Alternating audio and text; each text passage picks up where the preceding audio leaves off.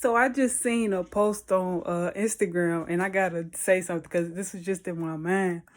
So it's like women go through 9 months of pregnancy, and then hours of childbirth and labor and postpartum just for the kid to come looking out and acting like the father.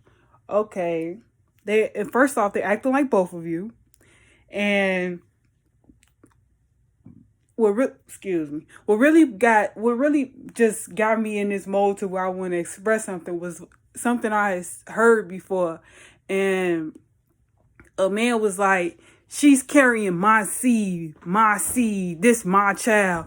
That's my wife. So that's my wife." Like a lot of people feel like just because that's their wife, like they're entitled to a woman, and she's entitled to birth his children, and she's entitled to take care of his children. Nigga, that is y'all legacy. That's not just your child. That's y'all legacy. That is y'all descendants. That is y'all tribe. That's not just, that's like to say my. Like everybody want to put my onto things. Like, no. No. You are not entitled to shit like that. Like even with women, like you feel like just because you gave birth to a child, that is you in control of that child, or you in control of what happens with that child.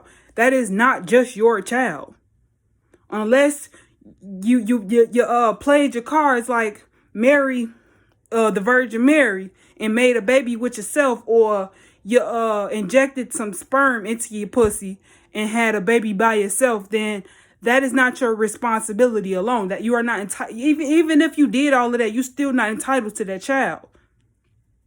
You aren't entitled to anything. Like I can't stand when people feel entitled to things. Like things happen the way that they happen, but that doesn't give you control over the things. Like I cannot, like, that's like, because this is something like I really been forgiving. Forgiveness is the word for this topic. Okay.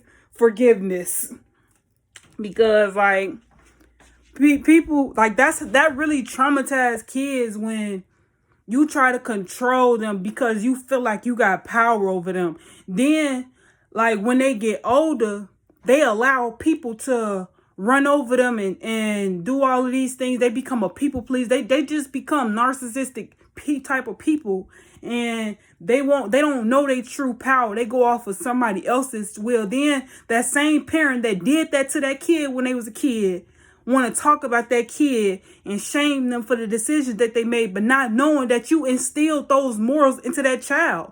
So how can you be mad at that child for not knowing their worth and doing all of this when you didn't even teach them their worth, because you showed them every day that they was worth less than you? When in reality, the children that you give birth to on this earth, in reality, are worth more than the parents, because the kid teach the parent how to be a parent, and also that is your legacy. That is the person that's gonna take care of you when you get older. That child is worth more than you in the terms of life, because we all really worth the same, but when it comes down to generational wealth and building a tribe, the youth they hold the true power. We are powerful beings as adults, but those kids, that is where our power at, because everything we do is in them. Everything that we show, everything that we like, everything. The good, the bad, the ugly, all of the stuff that we experience and we do to these kids, they inherit that, and they create the world that we will be growing old in, and they'll be raising the next generation in. So you have to really unlock the shackles of your mind and watch how you treating these kids. Like, in all honesty, I talk to kids like they my age. I want to elevate their consciousness at a young age so that they know that they are worth more than what they've been through in life.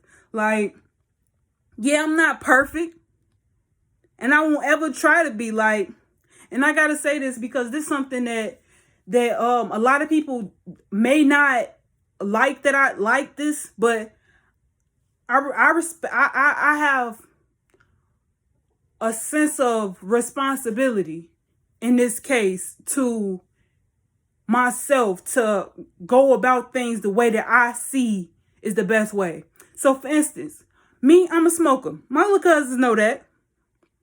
But when I found out that they smoke, I smoked with them. And I don't have no shame in doing that because I wanted to know if they knew how to roll. I want to see how they think when they smoke. I want to see how they carry themselves when they smoke. I want to see how they're acting because at the end of the day, I could tell them don't smoke. But if they see me putting a blunt in my mouth, who am I to say, who am I to tell them don't do that if I'm showing them the opposite?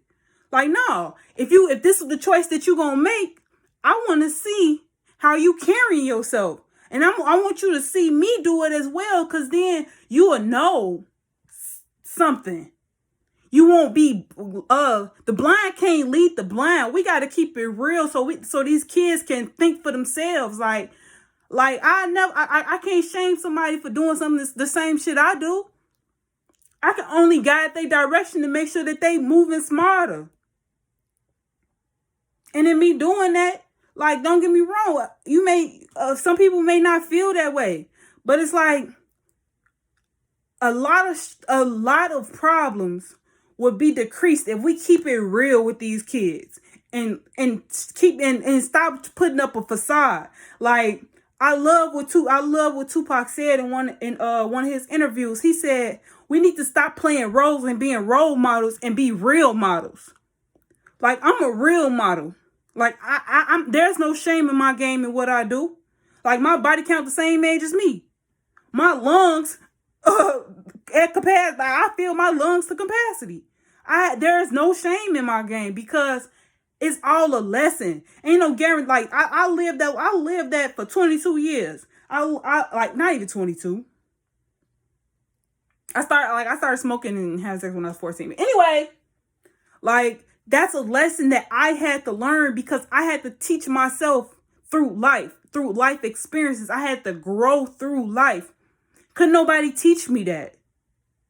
Because when it was time for me to be taught, no one was around to teach me that. So that's something I had to learn for myself. So in me doing that, I'm able to navigate in the world in which we growing up in. So if my little cousins out there smoking with their friends and they telling me about this stuff, I want to know how they acting with their friends by seeing how they act with me when they're under the influence. Like, you can't pick and choose when you want to teach kids lesson. You can't pick and choose when you want to talk to them about what they going through. They see life for what it is, just like we do. So how can you try to put them in a box that you broke yourself out of a long ass time ago? Like, come on. Once we unlock those shackles of our mind and stop belittling people just because they're different from us, then we will be able to elevate our consciousness. We will be able to see life for what it is. Like I said, ain't no shame in my game. I ain't saying go against what you believe in, but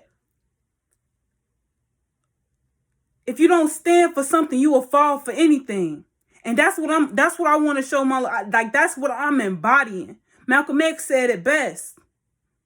Like, I'm embodying that energy. And me doing that, I have to do things the way I see fit. That may not be how their parents are. That may not be how my auntie them see it. That may not be how my pop see it. That may not be how my mama see it. That may not be how my grandma them see it.